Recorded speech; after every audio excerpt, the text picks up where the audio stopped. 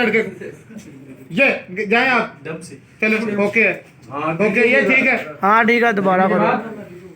ठीक है चलो चलो ठीक है ओके ओके ठीक हो गया ठीक हो गया ठीक हो गया ठीक है ये कैमरे में एक लोग ये कैमरे में ये लोग हाँ कैमरे को नहीं अवे कैमरे से थोड़ा ये हाँ ये तो देख ले चलो ये तो ऊपर देख लेंस को बिल्कुल भी नहीं देखना, ये इसमें नहीं देखना, या ऊपर देख या यहाँ देख, ठीक है ना।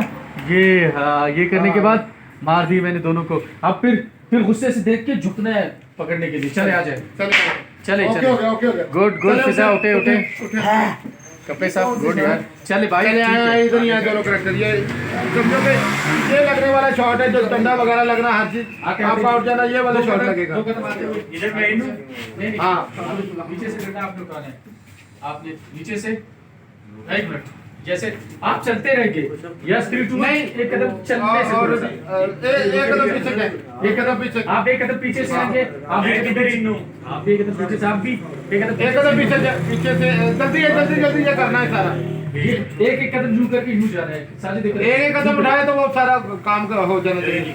चले यस रोल यस टू आ जा साजिद ये ठीक है साजिद देख रहा है देख इधर उधर देख ये जीतने की ये के मार दिया दोनों को। अब गुस्से से देख के पकड़ इसको नीचे झुक ये आगे न फेंकने की बेचारों को कि इधर उठ जाओ भाई।